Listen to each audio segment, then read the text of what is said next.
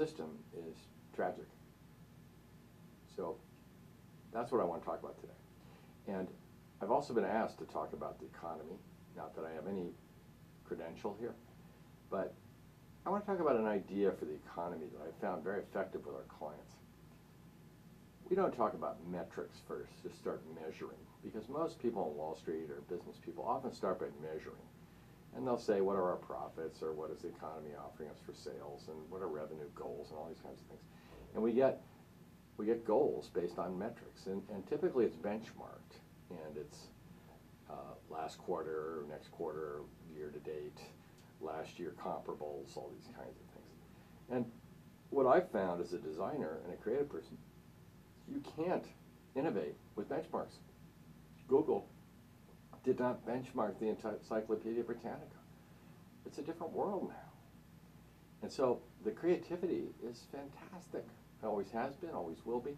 And it's really that creativity we can share. And that's where the limits to growth start to evaporate. It's in our creativity.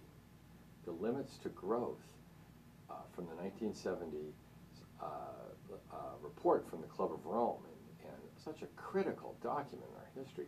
But it also, I read it again the other day, and I was looking at it thinking, you know, how special it was. But it also had this funny feeling to me, not being an economist, that there were all these things that were depreciating or disappearing from the economy at the end of some, quote, life. They were being written off. And so a bulldozer, being fully depreciated, disappeared from the books. But the bulldozer's still there. So what Michael Braungart and I are looking at with Cradle to Cradle is the fact that there's a whole other economy that we have seemed to have ignored and lost track of, so to speak, which is a circular economy.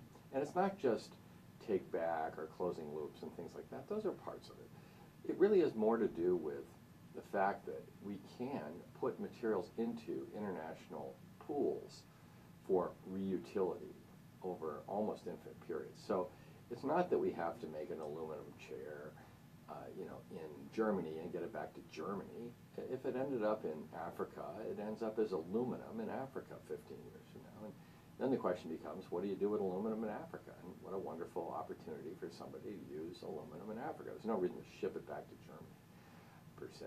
So this idea that materials can be a capital, seen as capital instead of some kind of fungible currency that evaporates like currency, is really important to me as a designer.